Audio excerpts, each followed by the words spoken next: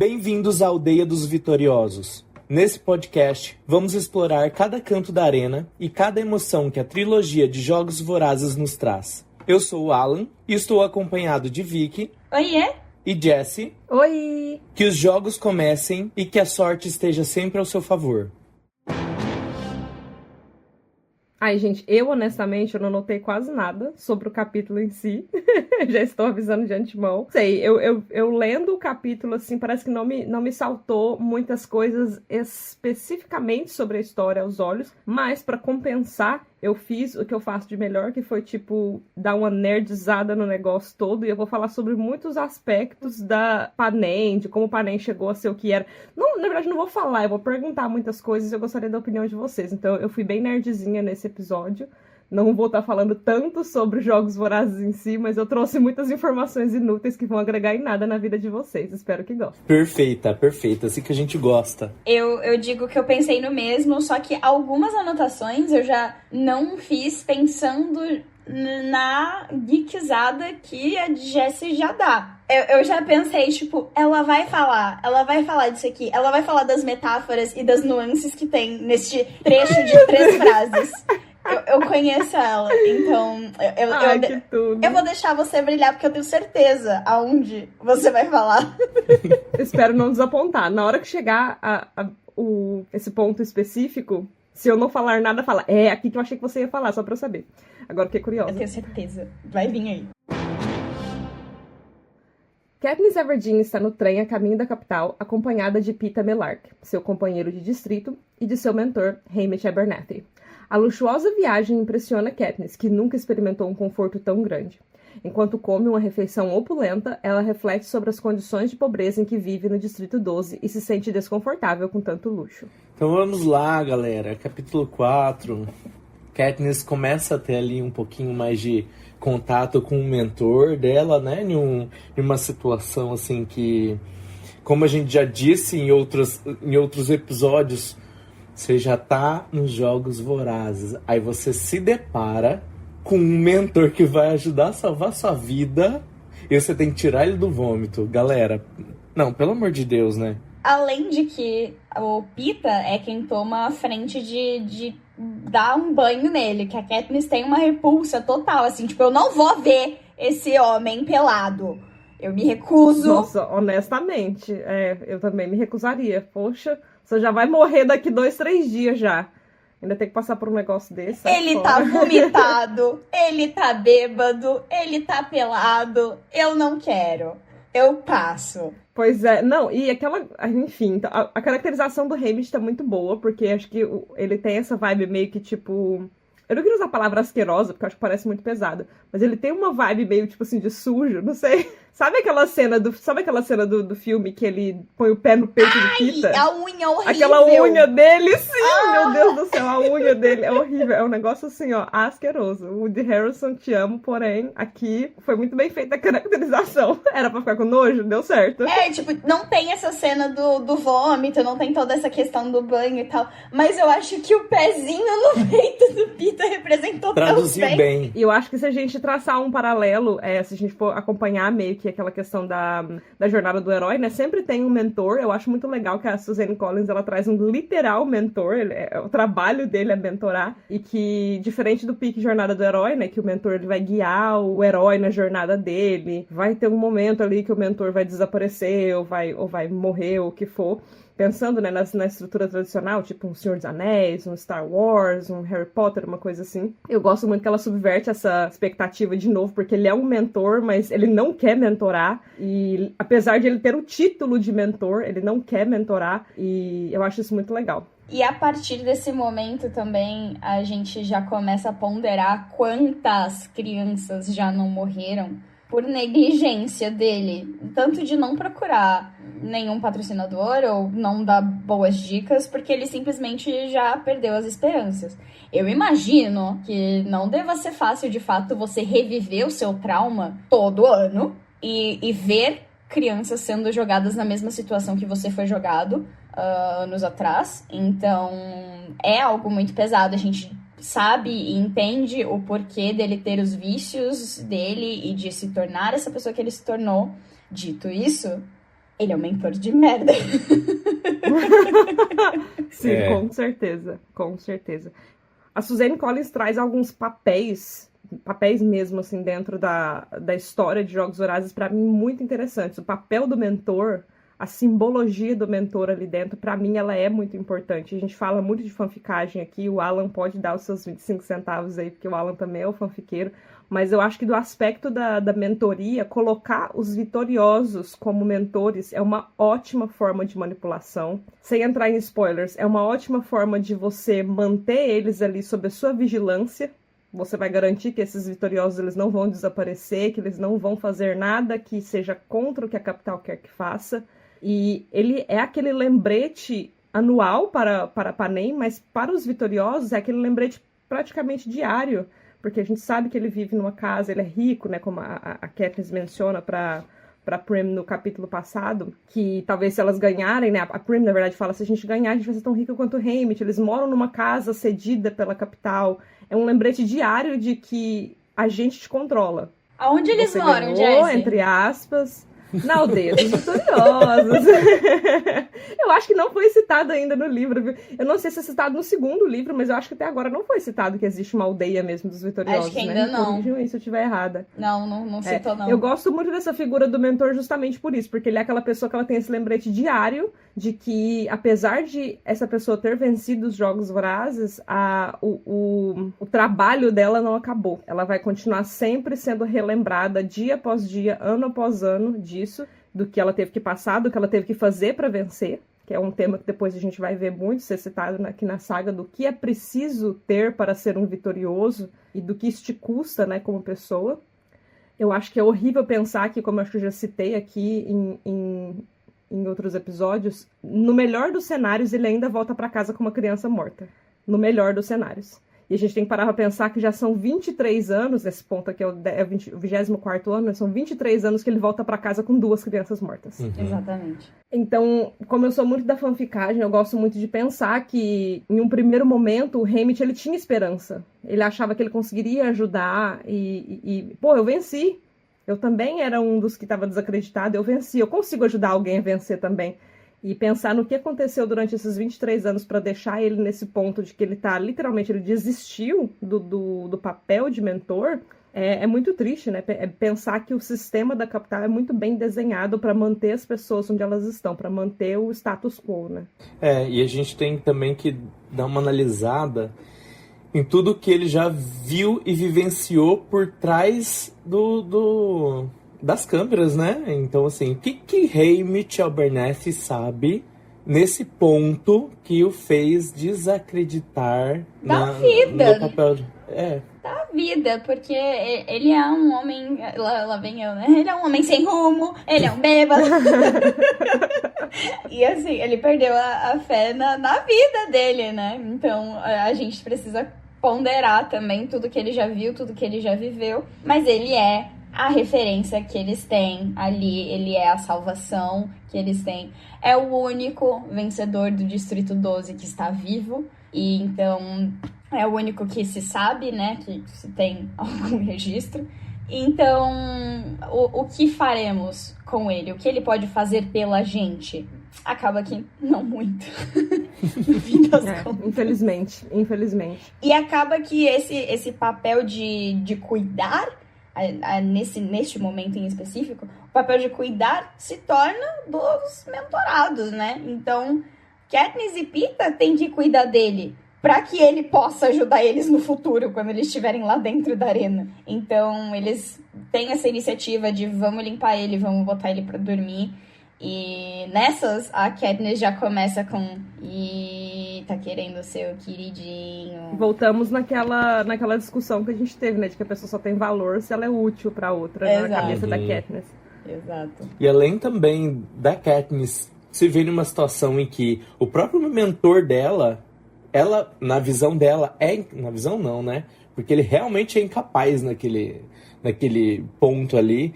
Mas ela começa também a desconfiar do companheiro de distrito dela, né? Então, assim, além de estar nos jogos, eu vou olhar esse companheiro de distrito e falar, ele veio do mesmo lugar que eu vim, só que é ele ou eu.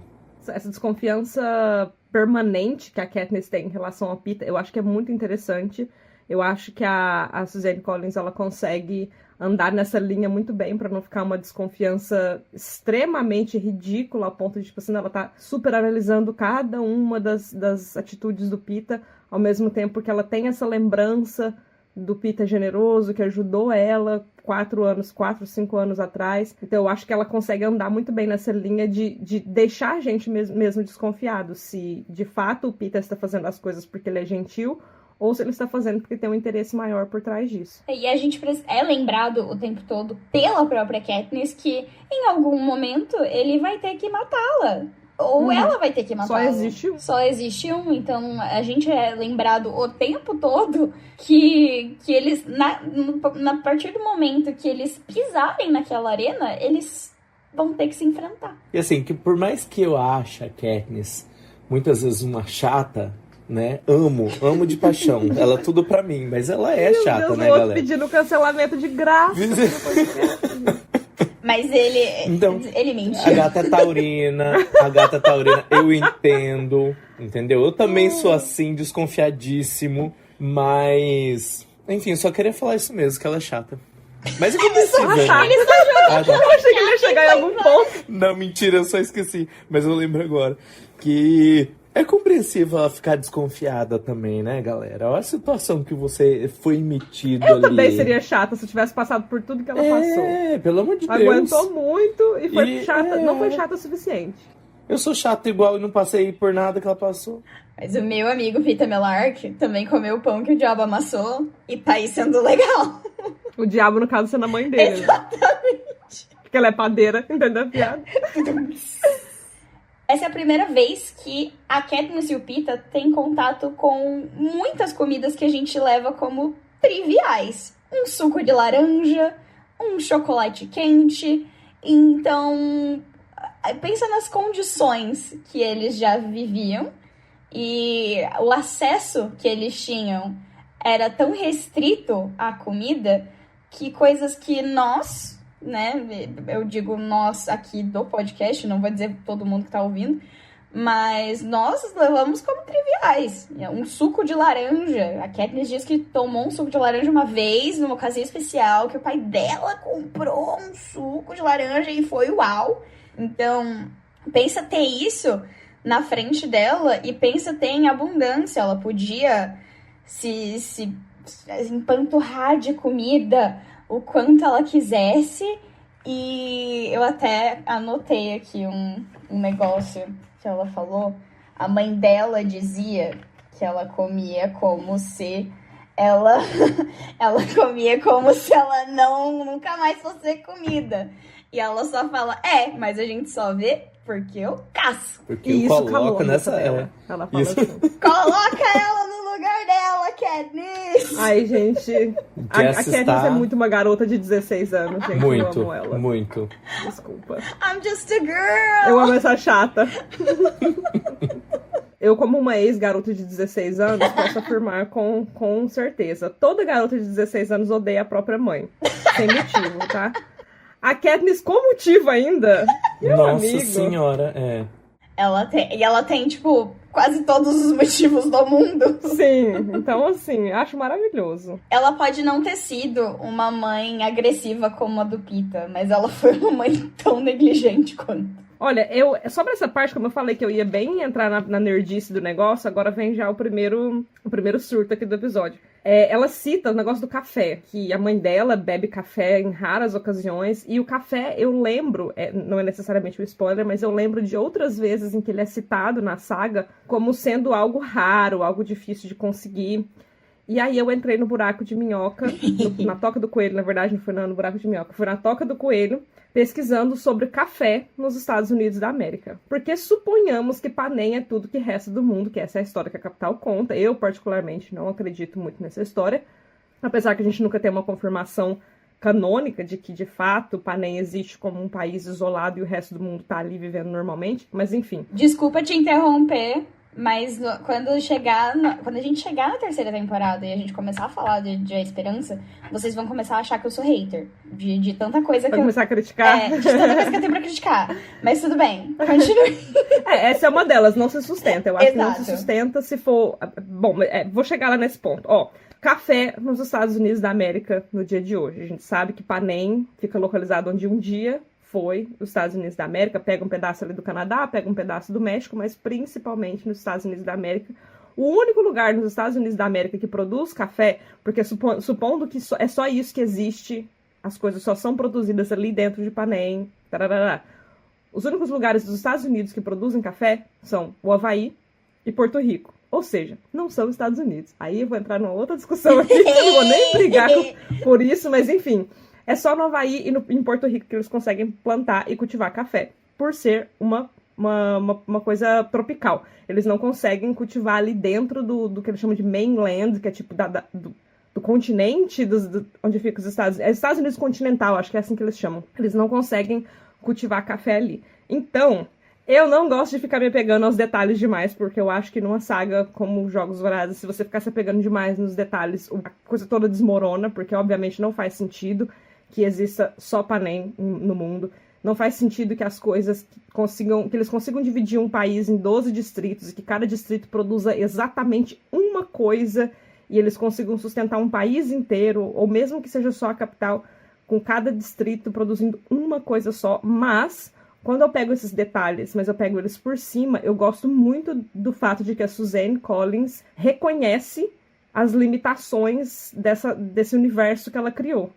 Ela não age como se café fosse uma coisa que ela pode pegar ali na esquina. Apesar de que, em teoria, eles podem explicar assim, não, na capital eles desenvolveram uma mutação genética que eles conseguem plantar um café aqui nos Estados Unidos continental, do jeito que eles fizeram com os animais bestantes, eles conseguem modificar geneticamente as plantas e eles conseguem cultivar café aqui agora, sabe? Tipo, não, ela não faz isso. Ela age como se fosse algo realmente, tipo, difícil de conseguir. Não sabemos como eles conseguem café, mas é algo difícil de conseguir, e considerando que estamos ali vivendo numa distopia, né, futurística, onde em teoria só existe Panem, não seria fácil conseguir café. Eu acho que ela faz isso muito bem, ela faz isso também com o chocolate, que o cacau também é uma planta tropical, também só é produzido no Havaí, pelo que eu pesquisei. Então, assim, se houve mesmo subida de mares, se houve mesmo essa sequência de cataclismas que a capital conta para Panem, que foi o que destruiu o mundo e só sobrou isso, muito provavelmente a Havaí está debaixo d'água. Ou está tão isolado do continente que eles não conseguem mais fazer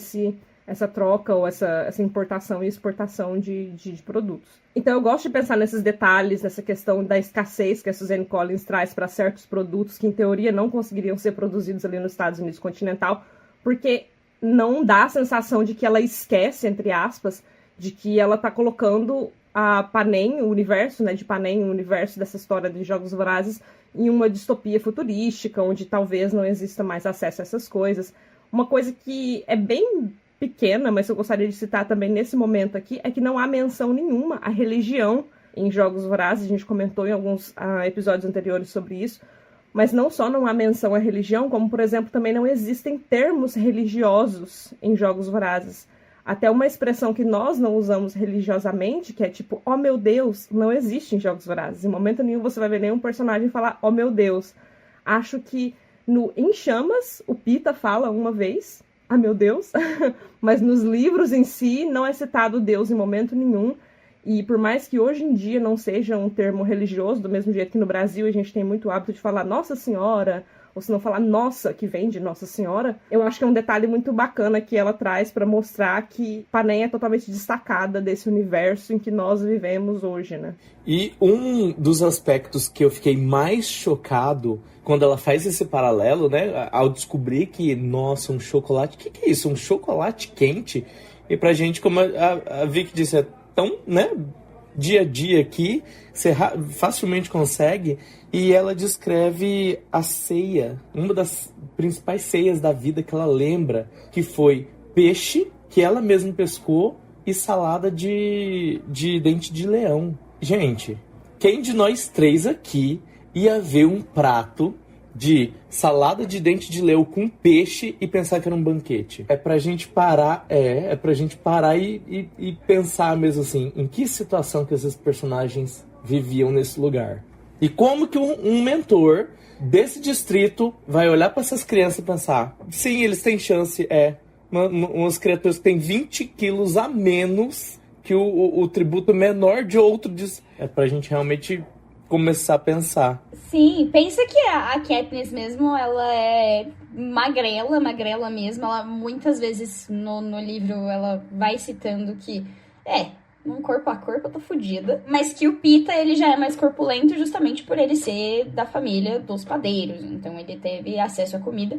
Não a uma variedade tão grande quanto essa que tá sendo ofertada pra eles agora. Mas ele teve um desenvolvimento melhor. Na hora que eles jogam o Haymitch dentro do banheiro pra dar um banho gelado nele e ver se resolve esse problema todo. E a Katniss sugere, né, que eles chamem alguns funcionários do trem pra fazer esse trabalho. Porque isso é punição suficiente, né, pra essas pessoas na cabeça da Katniss, e aí o Pita se oferece pra fazer, e a Katniss deixa isso de lado.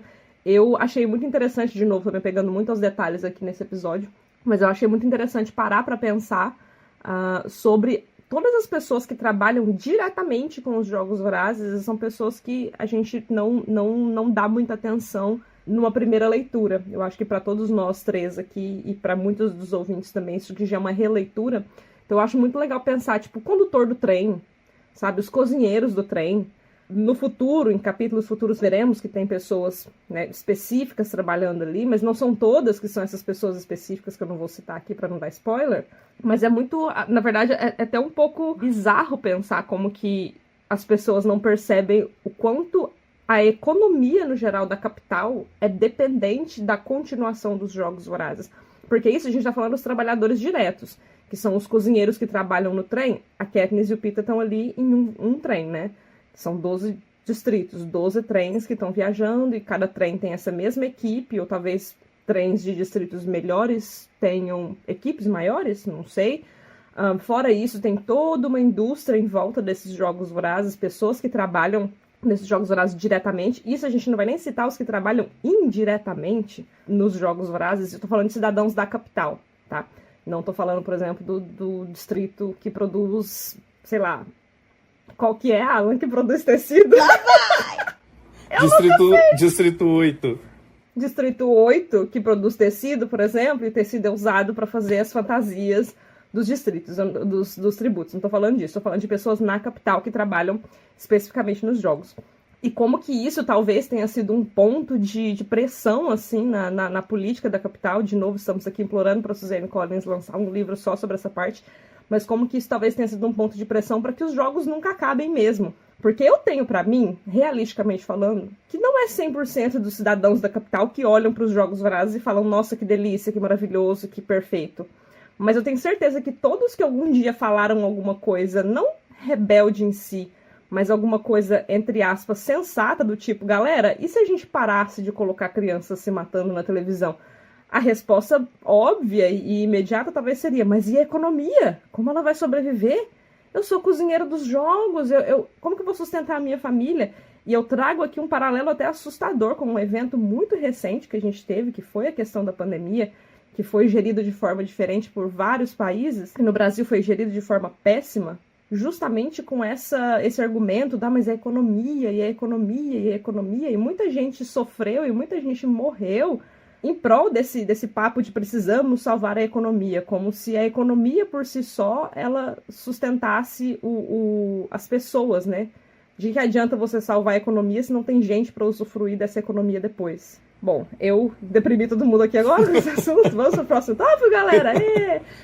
Mas enfim, foi algo que eu fiquei pensando muito, assim, quando eu li o capítulo, justamente porque eu estava procurando essas minúcias, esses detalhes, porque eu não consegui me aprofundar muito no texto em si. Então, eu fiquei muito pensativa nisso, sabe? De como que talvez cidadãos da capital, que talvez tivessem tentado algum tipo de movimento para parar os jogos, enfrentassem esse argumento de tipo, não, é pela economia, a capital não vai sobreviver sem isso, porque se cada distrito tem a sua indústria, acaba que a indústria da capital é o entretenimento, né? Chegou o momento da maior hater da mãe da Katniss fazer um meia-culpa. Foi aí.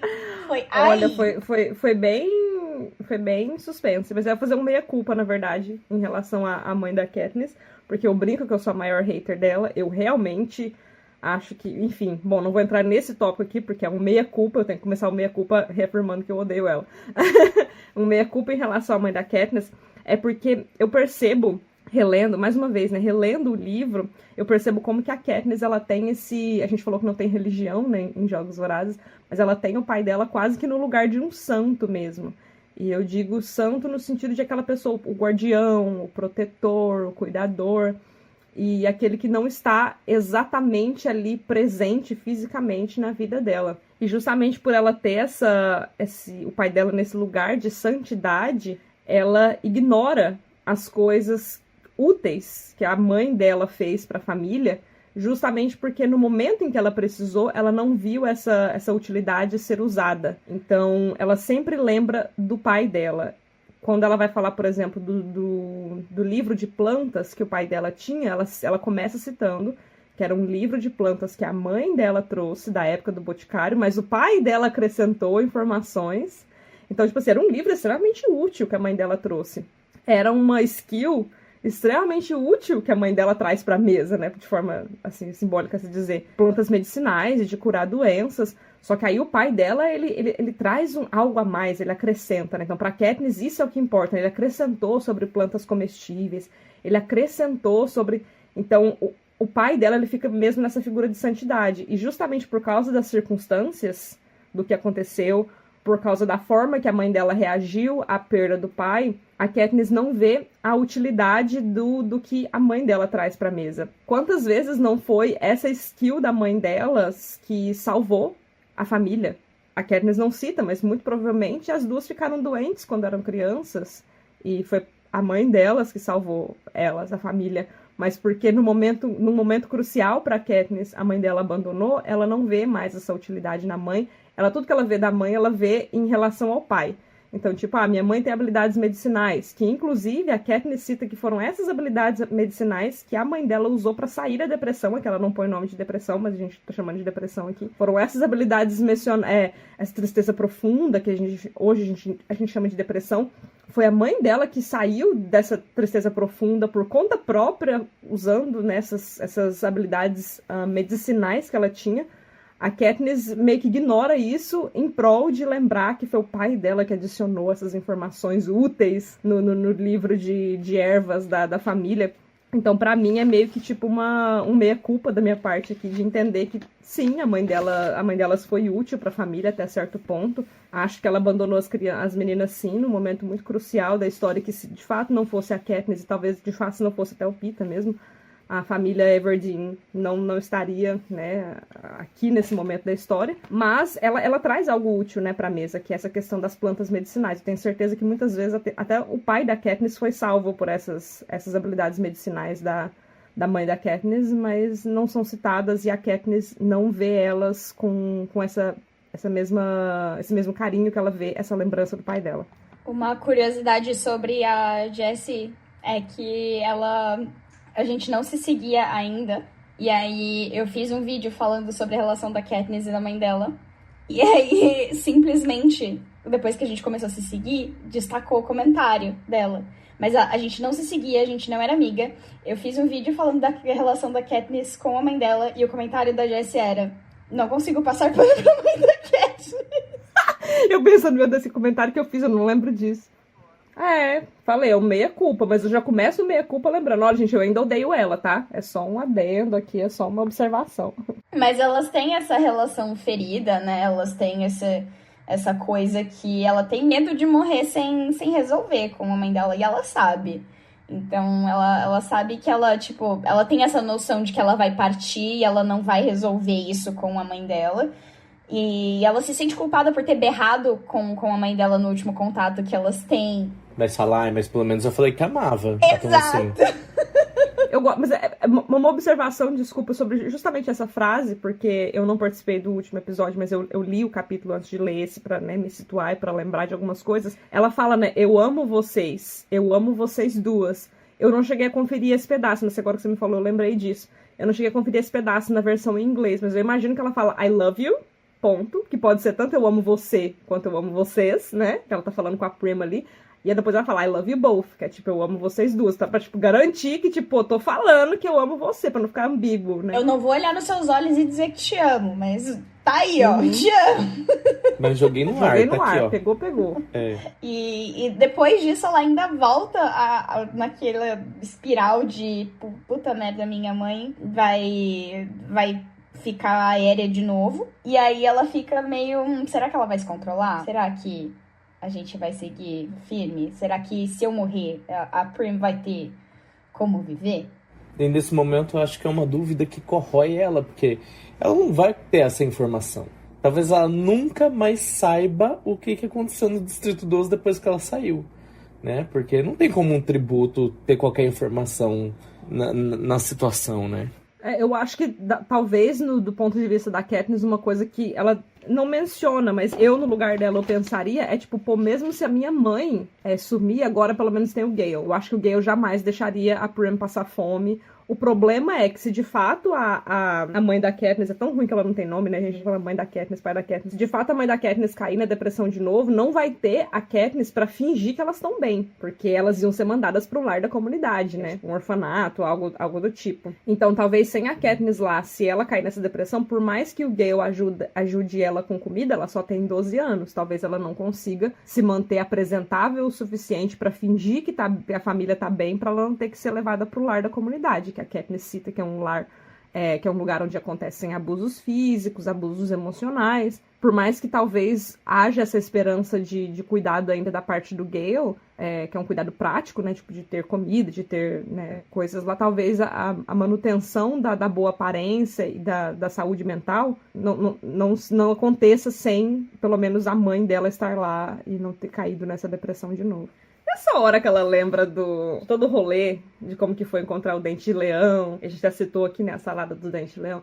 Eu vou falar disso muitas vezes ainda, tá, gente? Mas eu vou citar aqui pela primeira vez, eu estou me propondo a fazer uma peregrinação de mais de 600 quilômetros. E além de fazer essa peregrinação, eu quero fazer um treinamento para fazer ela. E eu tenho feito treinamento na academia, tenho feito caminhadas e tal, tem 1,5 que eu tô fazendo treinamento, mas já estou aqui jogando pro universo me ouvir e para que dê tudo certo nessa peregrinação. Me chama a atenção um trecho em que ela fala aqui, que ela colheu o dente de leão, comeu a salada de dente de leão naquele dia. No dia seguinte não tinha aula e ela foi pra beira da cerca e passou por debaixo da cerca. Eu vou ler exatamente o trecho para vocês, tá? Mas recuperei o pequeno arco e flechas que ele fizera para mim, que estavam guardados no oco da árvore. Provavelmente não adentrei mais do que 20 quilômetros na floresta aquele dia. Gente, 20 quilômetros? 20 quilômetros, pelo amor de Deus. É uma quantidade considerável.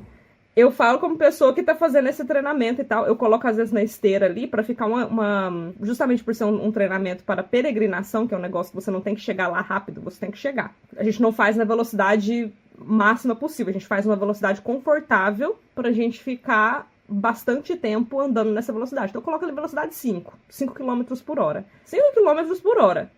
5 km por hora. Ela andou 20. E ela não andou 20, ela entrou 20... Subiu na árvore, ó. Na maioria das vezes, fiquei empolerada nos galhos de um velho carvalho, esperando que alguma caça aparecesse. Depois de várias horas, matei um coelho. E aí ela volta 20, certo? E eu fiquei pensando, cara, era outono. Ela tava ali nos Apalaches. Quantas horas por dia de sol ela tinha pra isso acontecer? De novo, gente, eu tô aqui pegando as minúcias do trabalho da Suzanne Collins. Eu falei, gente, não tem condição dessa menina com 11 anos ter andado 40 quilômetros num dia, com fome. Aí eu peguei a versão em inglês. É um erro de tradução, ela andou 20 metros. Era isso. Assim. Juro pra vocês. Peguei a versão em inglês. Editora Rocco, faz favor de me pagar pelo trabalho que eu tô fazendo, tá? Peguei a versão em inglês. Ela fala, eu não adentrei mais do que 20 metros na floresta. Que faz muito mais sentido quando você para pra pensar, certo? E assim, ela fala 20 metros. A edição que eu tenho, ela tá em inglês britânico, porque eu moro na Nova Zelândia e as coisas que chegam aqui chegam em inglês britânico. Então tá 20 metros, provavelmente em inglês americano, que eu não tenho acesso, deve estar 20 jardas, ou qualquer que seja a medida ridícula que eles usam lá. Mas 20 jardas é muito parecido com 20 metros, é como se fosse, eu até olhei no Google aqui, é como se fosse 18 metros, então é quase que 1 metro inteiro, 90 e alguns poucos centímetros.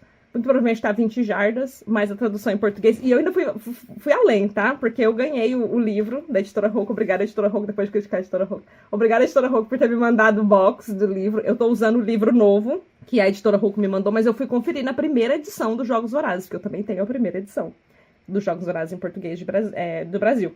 Fui conferir, lá também está a 20 quilômetros. Então, é um erro que persiste, editora Hulk, desde do lançamento da primeira edição. E ninguém falou nada? Não sei. Eu nunca parei pra pensar, assim, nesses 20 quilômetros dessa forma, mas, pô, 20 quilômetros, eu, moradora do Embu-Guaçu, dá pra chegar em São Paulo, tá? Andando. Agora pensa que você foi até São Paulo, ficou lá em cima de uma árvore, algumas horas, desceu, voltou. Pois é, enfim, era só pra dizer que eu fiz toda uma pesquisa e tava toda desesperada, olhando assim, não, mas eu vou olhar então quantas horas de sol por dia. Olha como eu tava, tipo, caçando coisa pra trazer pro episódio de hoje. Quantas horas de sol por dia tem ali no mês de abril, na região dos Apalaches, que tem esses aplicativos que você olha, né? Até que eu falei assim, gente, mas não é possível, 20 quilômetros. Deixa eu olhar a versão em inglês. E vai que é uma tradução errada. Não deu outra. Nesse momento, ela também cita que ela encontrou também Katniss, né? Que é a planta que deu origem ao nome dela. Em português, ela é conhecida como Sagitária. A Katniss não é de Sagitário, mas a planta é conhecida como Sagitária, ou então flecha vegetal, porque a folha tem um formato de flecha, ela tem um formato de uma flechinha. E ela dá flores, a flor é bem bonitinha, uma florzinha branquinha com rosa, assim, e ela dá flores. E a raiz, ela tem um formato redondinho, assim, e ela pode ser cozida, como se fosse uma batata, né? Ela cita isso. Então, ela chega a citar que, né, onde tem Katniss, você não passará fome. E pode ser aí um grande simbolismo. Mas a planta Katniss, a planta Sagitária, é fácil de cultivar. Então, é por isso que tem aos montes. E eu gosto muito dessa simbologia que a nossa diva traz, né? Do nome dela, da arma, tudo interligado ali, gata. Tudo interligado. E quem que não teve vontade de comer o tubérculo de Katniss, né? Ali a batatinha, depois de ler esse capítulo. Eu fiquei morrendo de curiosidade. Eu sei que não deve ser a coisa mais saborosa do mundo. Sério? Mas... Ai, eu não. Eu acho que deve ter um gosto... Sabe, bagulho com gosto de terra mesmo? Então... não me apetece muito, não. Mas eu não provei. Talvez cozidinho, talvez temperadinho seja gostoso. Se for parecido com uma batata mesmo, que é o que eles descrevem, eles chamam de batatinha do pântano, algo do tipo, batata em si não tem muito gosto de nada, né? Ela tem gosto do que você coloca nela. E a batata, eu acho uma planta maravilhosa. Eu sou defensora da batata. Ela também não sei o nome disso em português, mas ela é um staple food, que é tipo uma comida base, alguma coisa assim, tipo a batata, a mandioca, o trigo. Eles são coisas meio que básicas da alimentação do ser humano. É uma ótima fonte, né, de carboidrato e tal. Não tem gosto de nada, tem gosto do que você coloca. Com uma batatinha bem cozida ali, com um salzinho, um alho. Maravilhoso. Não sei se teria um gosto de batata, porque tem alguns tipos de batata que, apesar de se classificarem como batatas, tem um gosto muito específico, tipo batata doce. Tem gente que não gosta de coisa salgada que é doce. Eu acho que ela deve ser interessante. Eu não fiquei com vontade, não. Mas, assim, deve ser interessante. Nessa parte do nome dela, da Katniss, eu acho interessante, porque como a Vic trouxe, é uma planta que ela tem uma parte ornamental, que é as flores, né, que ficam pro lado de fora. Ela tem as folhas em formato de flecha, que a gente sabe que faz um paralelo com a arma que a Katniss usa, e a gente já citou isso em alguns episódios anteriores, a gente vai continuar falando porque isso é muito importante. A Joana também trouxe essa questão de que tem até uma entrevista específica da Suzanne Collins falando que ela sempre soube que a personagem principal da história ia ser arqueira, porque para ela o arco e flecha é muito importante. Mas eu acho mais legal ainda, que dá para acrescentar no que a Vicky falou, é que além de ela ter essa parte ornamental, que é das flores, ela tem a parte do alimento. E justamente a parte do alimento, a parte comestível, ela fica por baixo, ela fica enterrada no pântano. Então eu gosto muito dessa ideia de algo que na superfície é uma coisa, mas se você cavar fundo o suficiente, você acha outra. Você acha outra utilidade, já que a gente tem falado tanto sobre utilidade aqui. E na questão dos nomes, de tanto da Katniss quanto da Prim, que o nome dela é Primrose, né? A Primrose também é comestível. Primula vulgaris, eu acho que até olhei aqui o nome em latim, o nome científico, eu acho, não sei, da planta, ela também é comestível, a as flores e as folhas. Mas também tem a simbologia de que ela é uma personagem claramente inspirada na deusa Ártemis, que é a deusa grega ligada à vida selvagem, à caça. E então também tem esse lance com o arco e flecha. Ela é irmã gêmea do Apolo, que também é o deus da música, da arte, e isso tudo também tem interligado com a pessoa da Katniss, não diretamente, mas por meio do pai dela, né?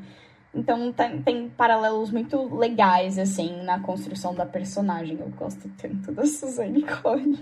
Amém, Suzanne Eu sinto Collins. que justamente por ela ser uma autora já consagrada quando ela lançou Jogos Vorazes, ela conseguiu ter liberdade para fazer certas coisas que autores iniciantes não teriam liberdade para fazer. Uma coisa que eu sempre vejo quando eu vou estudar sobre isso, quando eu vou ler entrevistas e coisas sobre o assunto, é que muita gente fala que o primeiro capítulo de Jogos Vorazes, ele é basicamente um checklist do que não escrever no seu primeiro capítulo, se você quer que uma editora leia o seu livro e queira publicar ele. Você não começa o capítulo com o personagem acordando, você não demora tanto quanto ela demorou para estabelecer o gênero do personagem. E o nome Katniss é um nome extremamente incomum, é um nome difícil de pronunciar. Eu tenho a sensação de que ela meio que bateu o pé, ela teve que brigar com a editora, tipo, não, o nome dela precisa ser Katniss. Não dá pra pôr Joana. Não dá pra pôr Joana. Tem que ser Katniss, não dá pra pôr Mariazinha, não dá. Tem que ser Katniss, e é importante que seja Katniss. E justamente por ela ser uma autora consagrada, ela já trazer esse nome, ela já tem um nome na indústria, ela pôde falar, tipo, o nome da minha personagem é Katniss. Não é que eu vou mudar, é Katniss e ponto final. Então, eu fico feliz de que ela tenha decidido lançar Jogos Vorazes, ou sentar para escrever Jogos Vorazes depois que ela já tivesse um nome na indústria, justamente porque ela pôde fazer do jeito dela, se isso faz sentido, que eu disse. Ao invés de ter que se desdobrar para agradar a editora na hora de finalizar o livro. Haymitch faz pouco caso da seriedade da situação e sua atitude de beber constantemente frustra Katniss. Ela percebe que Haymitch está negligenciando suas responsabilidades como mentor e, em um momento de frustração, Katniss e Peeta se rebelam contra ele. Ele parece impressionado com a atitude de ambos e promete se tornar mais sério em relação ao treinamento para os jogos. A gente meio que já meio que sintetizou isso aí. Mas a gente já meio que, né? Mas é que ele chega a perceber que ali ele tem possibilidades. Ele menciona, será que eu tenho lutadores esse ano? Quando ele é confrontado. E ele percebe no momento em que Peeta derruba a bebida dele, ele fica puto, e Katniss simplesmente lança uma faca.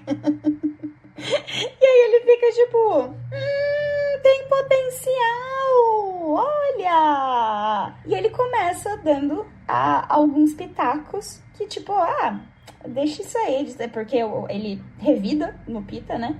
Ele revida o golpe do Peeta, o Peeta fica com um machucado. Katniss fala, bota gelo! E aí ele fala, não, deixa ele com hematoma, vai ficar parecendo que ele brigou, fica parecendo que ele... Eu fico com uma perguntinha só nesse caso, né? Como Peeta Mellark quer ter contato com outro tributo naquela situação, né? A Katniss, ué. A Katniss deu um socão nele. Porra. A Katniss falou assim, chorando na estação. Ainda apanha da magrelinha ainda. Da magrelinha, exatamente. E assim, conhecendo Haymitch, né? Eu fiquei pensando ao ler esse trecho assim, será que isso tudo não foi uma encenação pra ver como que seria a reação desses dois novos tributos? Pra ele falar, será que eu realmente tento? Ou eles vão realmente desistir ali? Gosto da ideia. Eu acho que no livro é muito melhor da gente pensar nessa possibilidade, justamente pela Katniss ser a pessoa que menos presta atenção no que precisa ser prestada atenção no mundo.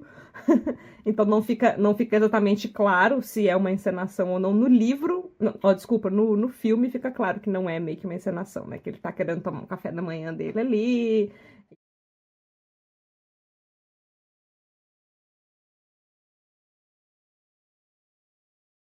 Eu, inclusive, super recomendo uma que eu li esse ano. Eu não sei como que eu não tinha lido isso antes. Todos esses anos, mais de uma década que eu tô nesse universo de Jogos Vorazes, eu nunca tinha lido essa fanfic antes. Na verdade, é uma série. Eu já recomendei ela 1 milhão de vezes no meu TikTok.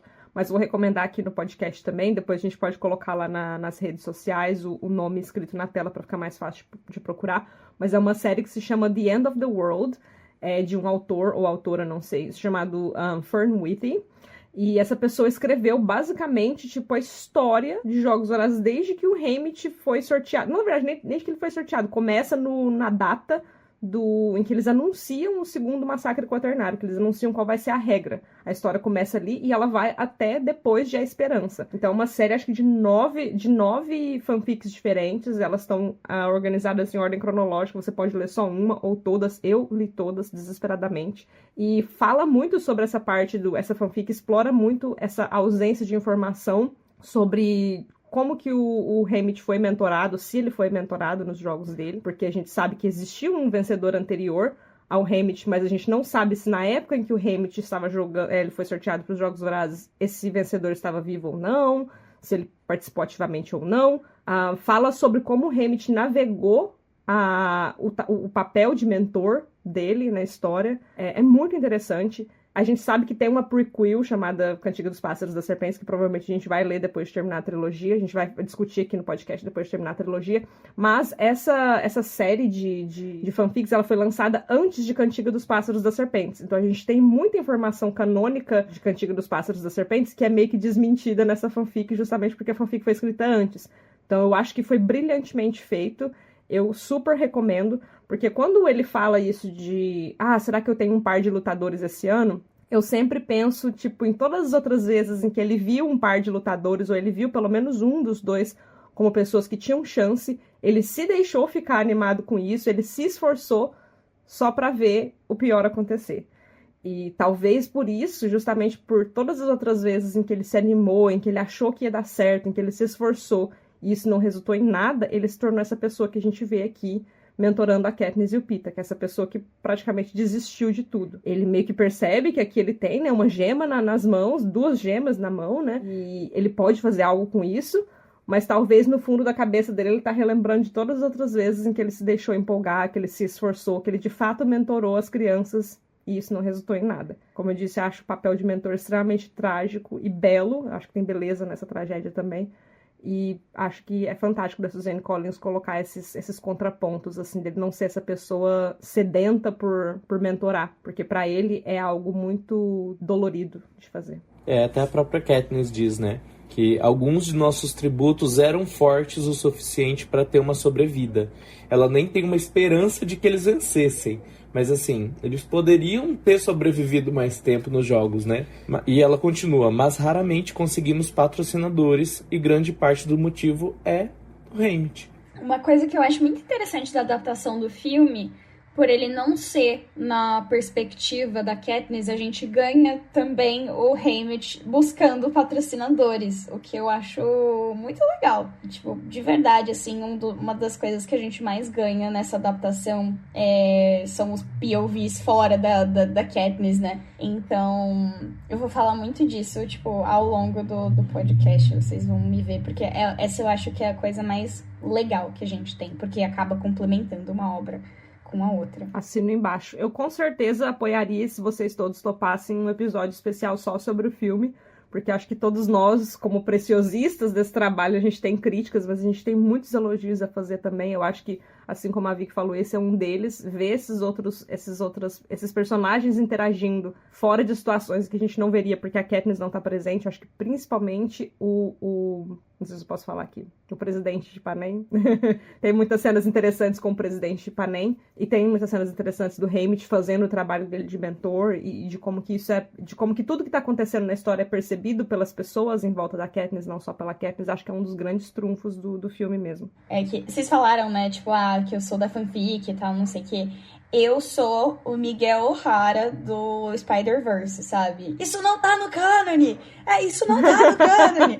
eu sou muito Miguel O'Hara, gente, perdão. Porque, tipo, eu leio Só que aí acaba que eu confundo uma coisa com a outra. Tipo, eu não lembro se isso era real, se não era. E aí eu me apego muito no cânone. Mas eu gosto de imaginar também outras possibilidades e de adentrar no universo. Eu acho que eu sou justamente o contrário. Eu sou tipo... Eu sou igual até certo ponto. Eu sou tipo, isso não tá no cânone. Então vamos criar o nosso próprio cânone. Você assim, é o Miles Morales. Sim. Eu acho que não chega a ser um spoiler, porque não é algo que acontece, mas eu acho que um dos maiores surtos do fandom de Jogos Vorazes foi esse relacionamento entre o Hammett e a Effie, que a gente vê que nos livros ele é inexistente, não é tipo pequeno, é inexistente o relacionamento entre Hammett e Effie, e de tanto o fandom surtar, eles meio que abraçaram um pouco disso nos livros, mas eu me pego, como a Vicky falou, que ela se embaralha, né, nas histórias e tal, eu me pego às vezes relendo e pensando, tipo, cara, nossa, realmente, eles não são um casal, eles não têm interações, tipo, na hora que eu tô lendo o cânone eu fico, mas não foi isso que eu pedi, não, cadê o meu casal? Cadê meu pai e minha mãe? Eu sou filha de um divórcio. Eles nem se que falaram nunca aconteceu. Nesse capítulo, que eles ódio. Literalmente nem se falam. Eles literalmente mal se falam. Então, assim, eu sou super essa pessoa da fanfic que fico embaralhando os cânones. Inclusive, quando sair o livro novo ano que vem, que muito provavelmente vai trazer todo um cânone pra história do Hammett, do que for, eu sinto que eu vou ficar muito agarrada nas minhas fanfics se for um negócio muito diferente, sabe?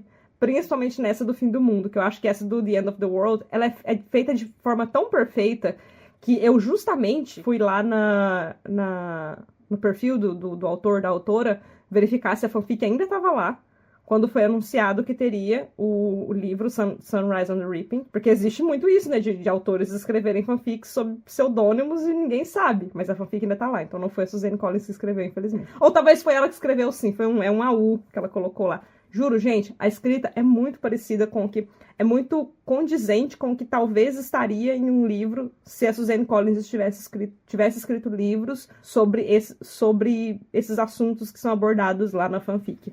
E, inclusive, antes que perguntem, ela tá só em inglês no momento. Eu já entrei em contato com o autor ou a autora para pedir se posso traduzir, porque fanfic é terra sem lei até certo ponto. A gente não pode simplesmente traduzir e postar o trabalho de uma pessoa sem autorização. Não tive resposta ainda. Como eu disse, é uma fanfic antiga. A última atualização acho que é tipo de 2016, uma coisa assim. Caramba. Eu já percebi que a pessoa responde comentários recentes, porque é uma fanfic que, apesar de ser antiga, muitas pessoas leem. Mas o meu comentário específico em que eu falei, entra em contato comigo, deixei meu e-mail lá, eu gostaria muito de traduzir a sua fanfic para a língua portuguesa, ainda não foi respondido. Se algum dia for respondido, eu super me animaria em traduzir para vocês, porque eu acho um trabalho fantástico. Mas, infelizmente, atualmente só tem em inglês. Imagino que com uma extensão do Chrome, alguma coisa assim, dê para traduzir e vai ter algum errinho ou outro, mas dê pra entender a história minimamente bem, assim. O grupo finalmente chega à capital, onde Katniss fica deslumbrada com a arquitetura grandiosa e as pessoas excêntricas. Ela observa com desdém como os cidadãos da capital são alheios ao sofrimento dos distritos, vivendo uma vida de excesso e entretenimento enquanto o restante de Panem luta para sobreviver. Vamos falar de geografia, já que eu não tenho o que falar sobre... Eu tenho pra falar da cultura da capital, né? Porque eu sou... pois eu tenho pra falar sobre a geografia de Panem. Eu tô muito apegada Fala, porque ela fala do túnel. Ai, sim. Eu sabia que você ia falar do túnel. Sobre o túnel. Era isso? Eu sabia que você ia falar do túnel. Eu não tenho nada por causa do túnel. Bom, mas o túnel em si não é exatamente sobre o túnel que eu vou falar sobre a geografia de Panem, no caso. Panem fica, vamos relembrar aqui, em cima de onde hoje é os Estados Unidos, onde é um pedaço do Canadá, onde é um pedaço do México. Atualmente, a capital dos Estados Unidos, ela fica na costa leste. E ela fica por motivos meio que óbvios. Foi pela costa leste que os ingleses chegaram, foi pela costa leste que os primeiros imigrantes chegaram, foi pela costa leste que eles empurraram os indígenas para oeste. Empurraram é uma forma muito bonita de dizer o que de fato eles fizeram com os indígenas. Pesquisem sobre a Trilha das Lágrimas, mas não é sobre esse assunto que eu vou trazer aqui hoje. A capital dos Estados Unidos atualmente fica na costa leste por um motivo político, né, muito específico. Os Estados Unidos é um país extremamente recente, 200, 300 e poucos anos aí. Por que diabos a capital de Panem está a oeste? Essa é a minha pergunta. Esta é a... Bem-vindos ao meu TED Talk. Hoje nós vamos falar sobre o porquê que eu acho que a capital foi empurrada para o oeste. A capital do país, Panem, foi empurrada para o oeste. Primeiro de tudo, eu acho que a parte mais óbvia é que se subiu o nível dos mares, Washington estava muito perto ali da costa, então é meio que faz sentido que eles tenham empurrado a capital para dentro. A gente não sabe quanto no futuro se passa Jogos Vorazes, pode ser daqui 100 anos, pode ser daqui 1000 anos, a gente não sabe. A gente tem um exemplo do Brasil, que é muito interessante, de que o Brasil tinha uma capital que era na costa, que era o Rio de Janeiro, e eles empurraram essa capital para o centro do Brasil na intenção de fazer com que justamente o país se desenvolvesse e o desenvolvimento fosse empurrado literalmente junto com a capital para o centro do Brasil. Eu imagino que talvez possa ter sido algo nesse sentido, além de justamente a capital ter que ser removida da costa porque a costa subiu, não fazia sentido empurrar só algumas centenas de quilômetros, já joga logo para o oeste para garantir que não vai ter problema. Mas justamente porque a gente não tem uma explicação de exatamente o que foi que aconteceu que destruiu o mundo inteiro e só sobrou os Estados Unidos, eles falam de cataclismas, eles falam de sequência de terremotos, maremotos, explosões vulcânicas e o que for, mas eu acho muito interessante que o mapa mais canônico que a gente tem de Jogos Vorazes, que é um mapa que a gente vê nos filmes, ele mostra que a capital está em cima do Parque Nacional de Yellowstone. A Katniss cita que eles passam ali pelas montanhas rochosas, que são as Rockies, né, que é uma cordilheira praticamente que corta ali os Estados Unidos e o Canadá. E eles passam pelas Rockies e tá naquela região ali, né? Não dá pra gente entender pelo mapa que a gente tem canônico de Ipanema, não dá pra entender exatamente aonde está nos Estados Unidos, mas dá pra ter uma noção mais ou menos ali de onde tá cada distrito. E a capital está em cima do Parque Nacional de Yellowstone. E eu queria saber da Suzanne Collins por que diabos eles iam colocar a capital do país em cima do Parque Nacional de Yellowstone, se o que destruiu o país, que destruiu o mundo, foi uma série de eventos falhei na palavra, desculpa, Suzanne Collins, eu fiquei muito nervosa. Se foi uma série de eventos naturais que destruiu o mundo, por que vocês construíram a capital do país em cima de um dos supervulcões, e é literalmente a classificação supervulcão mais famosos do mundo? Um vulcão que muito provavelmente, se houve mesmo essa série de eventos climáticos, uma das coisas que aconteceu foi a erupção do Yellowstone, e vai acontecer, então eu tô aqui para trazer a informação para vocês, já que eu tô bem pessimista hoje, bem trazendo toda a tristeza pro episódio. A erupção do Yellowstone, ela vai acontecer, e ela vai ser enorme, ela vai trazer consequências para todo o globo. Eu sei de tudo isso, gente, a loucura da pessoa, que eu entrei, como eu disse, no buraco do coelho. Eu sei de tudo isso porque eu moro na Nova Zelândia. E na Nova Zelândia tem um supervulcão também, ele se chama Taupo. E esse supervulcão, ele é tão grande que a caldeira dele tem um lago em cima. É o Lago Taupo. Esse lago é o maior lago da região da Australásia. Vocês não sabem do tamanho da caldeira desse vulcão. E também é um vulcão que vai entrar em erupção. Uma das coisas que eles falam muito aqui não é uma questão de e se, é uma questão de quando. Vai entrar em erupção. Então, assim, eu queria muito entender por que a capital foi colocada em cima do Parque Nacional de Yellowstone, sendo que, na verdade, em teoria, foi um monte de cataclisma que destruiu o mundo e sobrou só Panem. Não faz muito sentido. Mas esses eram só os meus 25 centavos mesmo sobre o assunto. Não sei se vocês já pensaram sobre, se tem algo a adicionar, mas é que eu fico meio irritada. Eu penso muito no fato de que no país que eu moro não tem vulcão. Amiga, só pra, tipo, você não tá apavorada o suficiente, mesmo no Brasil não tendo vulcão, o Brasil sofreria se o Yellowstone entrasse em erupção, se o Taupo entrasse em erupção. Gente, não dê risada, o Alan, eu sei que ele vai querer rir, mas um outro super vulcão muito famoso é o Toba, é literalmente o nome do vulcão, é Toba, fica na Indonésia. Joga no Google. Se o Toba entrar em erupção, se o Taupo entrar em erupção, se o Yellowstone entrar em erupção, vocês no Brasil não vão morrer imediatamente. Se o Taupo entrar em erupção, dependendo do tipo de erupção, todo mundo que tá na Nova Zelândia morre imediatamente, um pedaço da Austrália vai sofrer muito, mas o resto do mundo vai sofrer com as cinzas, com as coisas que o vulcão joga pra cima, tá? É só pra você não ficar tranquila demais. Tô percebendo que tá tranquila demais. Eu não tô tranquila demais, pra ficar apavorada. Aqui em São Paulo, se você abre a janela, só tem fumaça. Eu tô defumada há semanas. Pois é, imagina isso por 5 anos. 10 anos. É o que provavelmente vai acontecer se o Yellowstone entrar em erupção. Mas, Jess, é muito interessante essa sua fala, porque entra naquilo... Será que realmente aconteceram todos esses desastres naturais? Será que Panem é realmente um país isolado aí? É nesse ponto que eu queria chegar. Pra mim, fica muito a sensação de que a Suzanne Collins não faria isso por acidente. Uma pessoa que foi tão cuidadosa em certos pontos, como a gente já mencionou aqui, como eu mencionei aqui, a questão do café e do chocolate e tal.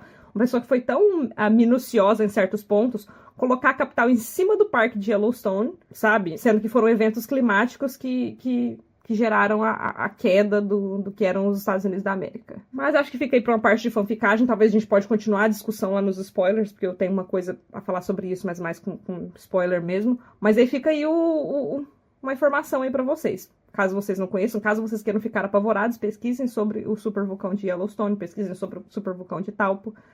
Bom, eu ia falar sobre a cultura da capital, sabe? Era um negócio mais leve. Aí eu coloquei todo mundo deprimido, ninguém quer falar mais. Era um negócio mais leve, sabe? A cultura da capital, ela é muito baseada em extravagância, em cores, em luxo.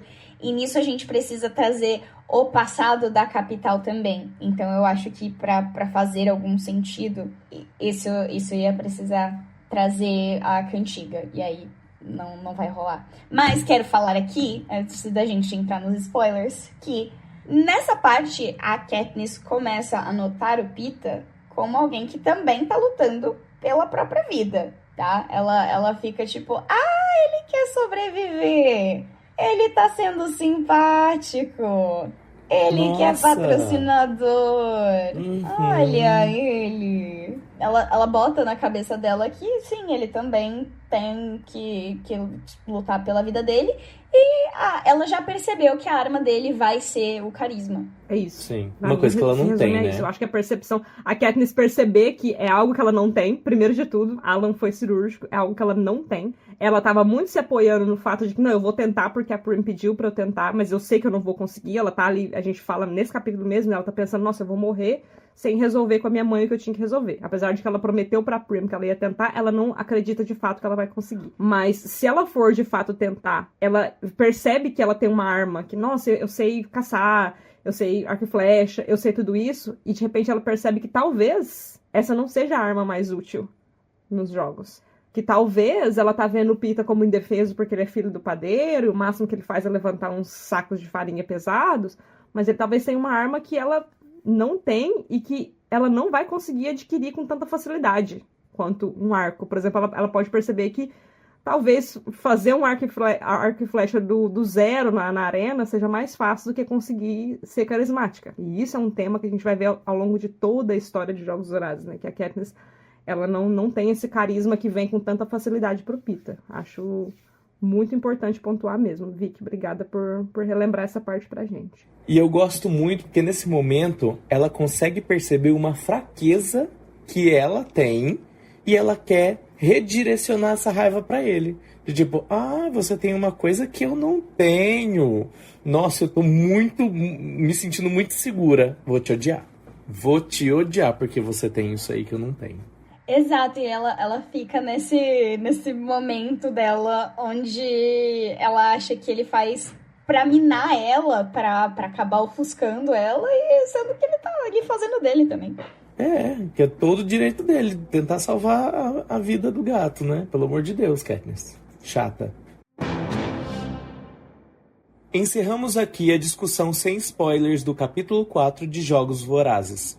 Se você não quer saber sobre o que acontece nos capítulos e livros seguintes, recomendamos que vocês encerrem a escuta do podcast por aqui. E não se esqueça de nos seguir nas redes sociais. Estamos no Instagram e no TikTok como @Aldeia dos Vitoriosos.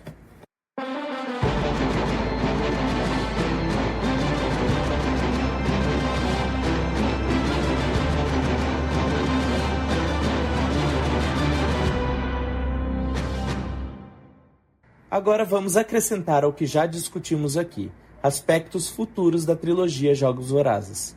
Quem quer ir primeiro? Eu quero! Amiga, fala logo que eu tô curiosa agora pra saber o que é que você vai falar da capital. Olha, eu vou começar com outra coisa.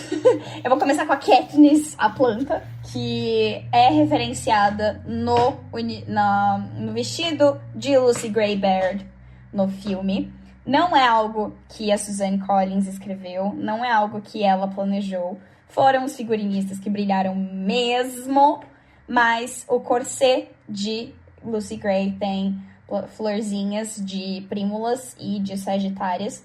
E ele é lindo, ele é muito bem feito.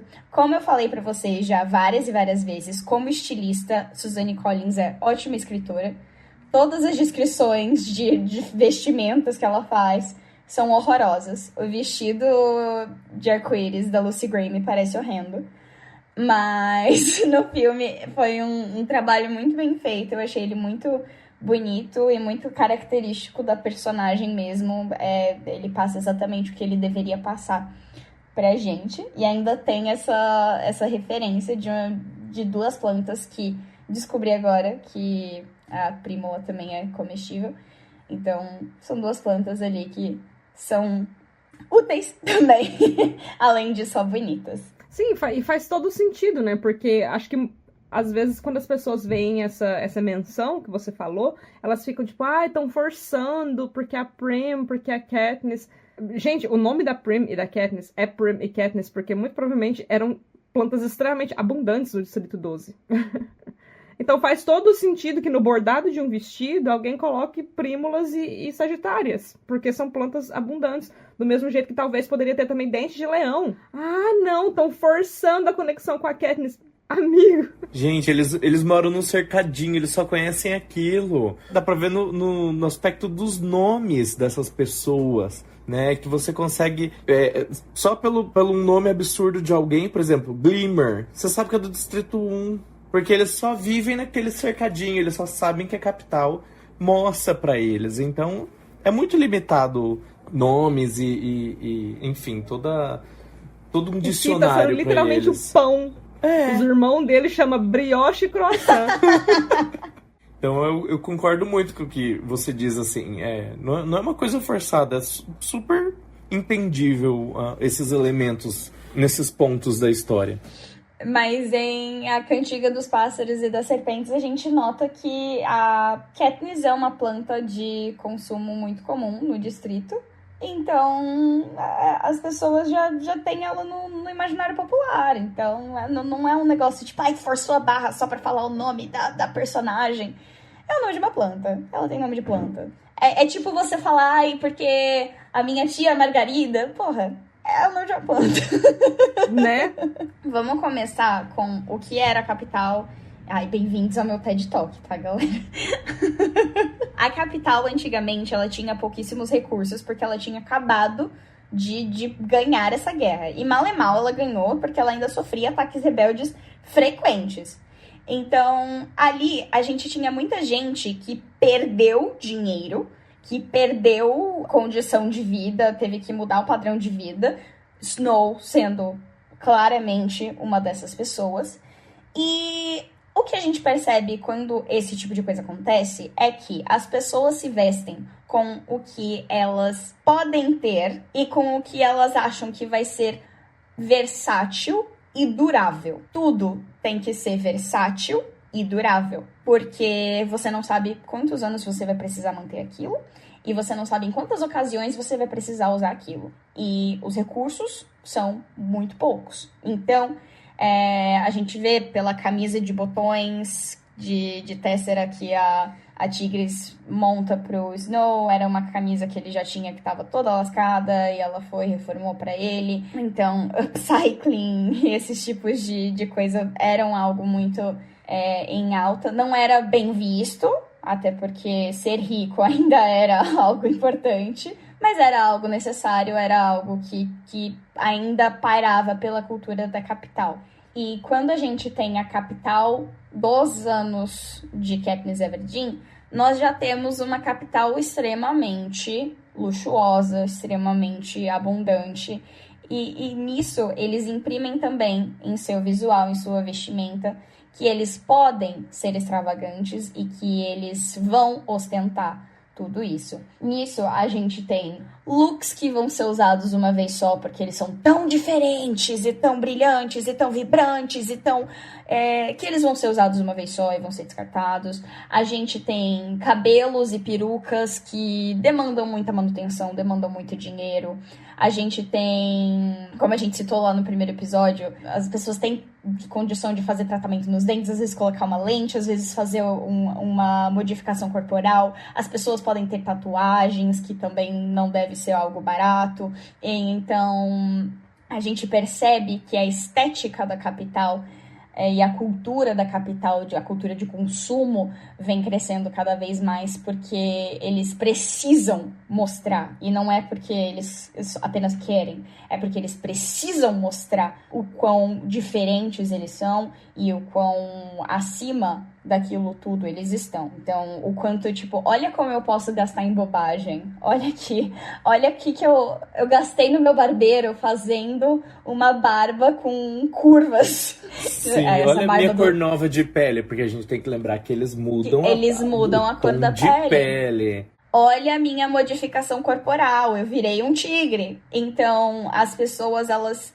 têm que mostrar o quanto elas podem gastar e o quanto elas têm para gastar. E eu acho essa uma mudança muito interessante na cultura da capital como um todo. Isso também é refletido no tratamento dos tributos do 10º Jogos Vorazes para o 74º. A gente vai ver ainda essa questão. Ainda vou voltar a falar dela, sinto muito.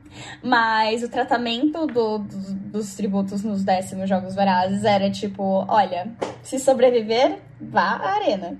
Passavam fome, passavam frio, eram jogados na jaula do zoológico, era como dava. E conforme a espetacularização dos jogos foi crescendo, eles começaram a também glamourizar os próprios tributos. Então, eles tinham acesso a estilistas próprios, estilistas, equipe de preparação, e vai ter um cabeleireiro, e vai ter um maquiador, e eles precisam estar bem vistos porque pessoas mais bonitas tendem a ter mais patrocinadores. E a Katniss cita isso nesse capítulo. Então, se você tá bonito, você vai ter mais patrocinadores. Você precisa ser atraente.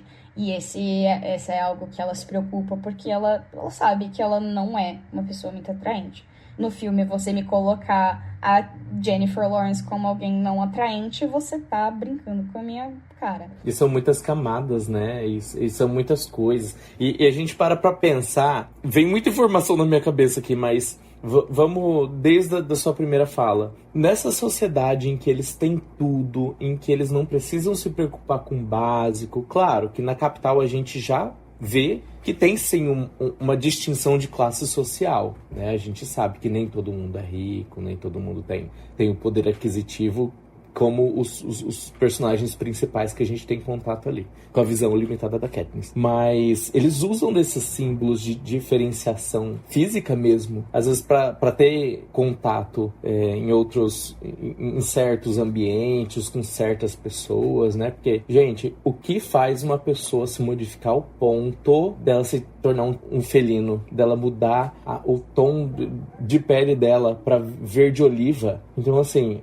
e já leva a uma outra situação em que, como você fez esse paralelo da 10ª edição com a 74ª, né? Nessa evolução, será que os jogos influenciaram nessa modificação toda? Como que foi essa evolução? Será que evoluiu junto, né? Que entra o belo, aí que entra a fanfic. Tudo no final chega na fanfic, no meu mundinho. E aí eu fico muito feliz, inclusive, que a gente vai ter um livro que é entre esses dois períodos. E a gente vai ter uma noção de como que tá e como tá sendo essa transição de uma coisa para outra. Eu acho que se a gente for falar justamente sobre todas essas mudanças entre a 10ª edição que a gente vê, já que a gente tá na parte aqui, né, com spoilers, as mudanças que a gente vê da 10ª edição pra 74ª, a gente vai ficar aqui, sei lá, 6 horas conversando, o que eu não me oporia, eu amaria fazer isso.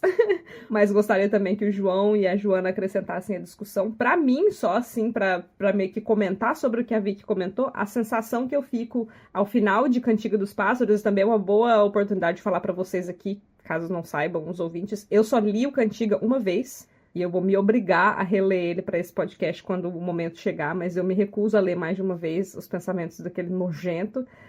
Mas o filme eu assisti várias vezes. Mas a sensação que fica, a mensagem pra mim que fica, é que não só os jogos precisam de um vencedor, mas eles precisam de uma plateia cativa. Exato. E eu acho que essa glamorização dos tributos, essa celebridade... Como é que eu vou... Eu quero fazer disso um verbo, mas eu não sei fazer. Tipo, de transformar os tributos em celebridades temporárias, né? E depois os vitoriosos em celebridades permanentes. É uma necessidade dos jogos. Que se não fizer isso, as pessoas não vão assistir. Se de fato a A mensagem não é que precisa ter um vencedor, não mata ela, doutora Gol, a gente precisa de uma vencedora, tava todo mundo torcendo. Não é isso. É ter alguém por quem torcer. Então, é do interesse da capital que os 24 tributos cheguem lá vivos. É isso que eles vão percebendo ao decorrer do tempo, né? Que se chegar menos que isso lá, é menos pessoas para o público torcer. Então, é do interesse da capital. Não é porque a capital é bonzinha, olha como te dou coisas luxuosas nos seus últimos dias de vida. Não. É porque é interessante para a capital que você chegue lá bem alimentado, que você chegue lá com saúde. Eu tenho para mim um headcanon pessoal de que, inclusive, qualquer problema de saúde que a capital tenha acesso a uma solução rápida, que eles percebem que os tributos tenham, é resolvido pela capital. Para eles entrarem ali na arena na melhor condição física possível. E justamente a capital não faz isso porque é boazinha. Ela teria condição de fazer isso para as pessoas, mas ela só faz isso para os tributos porque isso faz dos Jogos Vorazes um show melhor, né? Sim, para que os tributos joguem o jogo da capital, né? Eu tô só repassando aqui as minhas páginas para ver o que eu marquei de spoilers para discutir depois. Não tem muitas coisas, acho que são só mais frases específicas. Eu marquei aquela do enquanto você conseguir se achar, nunca vai passar fome. Eu acho isso, nossa, de uma potência, é uma daquelas frases que salta aos olhos mesmo. Uma outra coisa que eu queria só marcar aqui, porque uma hora vai chegar esse TED Talk sobre o Buttercup ser a Katniss, mas eu acho muito legal esse pedaço que ela fala que a Prim, ela tá pensando, né, como que tá a vida lá no 12 agora, né? Prim com certeza dormirá essa noite com a minha mãe. Aí ela fala, a imagem do velho e desprezível Buttercup se postando na cama para tomar conta de Prim me conforta. Se ela chorar, ele encostará o focinho em seus braços e se enroscará ali até que ela se acalme e caia no sono. Estou muito contente por não tê-lo afogado. Eu acho que é um paralelo incrível com aquela questão que tanto eu quanto o João já tínhamos falado aqui, de perceber que a Katniss é o Buttercup. Mas eu acho muito interessante também essa última frase que ela fala, estou muito feliz por não tê-lo afogado. Numa forçada de barra muito grande aqui, eu posso dizer que essa frase é justamente sobre ela e sobre ela não ter se permitido desistir. Porque se ela tivesse se permitido desistir, a Prim não teria ela hoje, não teria sobrevivido até esse momento. Então eu acho muito legal. E acho que a última coisa que eu marquei para comentar, e se vocês não têm nada para comentar mais, eu acho que é uma frase muito legal de se terminar o episódio de hoje do podcast, é quando a Katniss está perguntando sobre conselhos para o Haymitch, e o Haymitch, de brincadeira, fala, aqui vai um conselho, mantenha-se vivo. E que é uma frase que depois fica muito forte, né, pra gente. Ele fala na piada aqui agora, mas é uma frase que, tipo, no final das contas é isso. Fica viva. Se você ficar viva, você vai ganhar os jogos. Eu acho muito legal essa frase do Haymitch. E ficou muito marcante, acho que no fandom todo, né? Tipo, a imagem do Haymitch falando, fique viva, é stay alive. E acho que é muito marcante mesmo, eu gosto bastante. Eu lembro muito de um vídeo engraçado que eu já vi na internet, que é de um cara que tava no aniversário de 100 anos, uma coisa assim que o povo vai fazer entrevista, sabe? 100 anos, o seu José, não sei o quê. Seu José, qual que é o segredo pra chegar aos 100 anos? Ele responde, é só não morrer, né? Ícone! Encerramos por aqui o episódio de hoje da Aldeia dos Vitoriosos. Muito obrigado a todos vocês que acompanharam nossa discussão até o fim. Nos vemos na semana que vem, no mesmo horário, com o capítulo 5. E até lá, você pode acompanhar nossas postagens e deixar comentários nas redes sociais. Somos @Aldeia dos Vitoriosos no Instagram e no TikTok.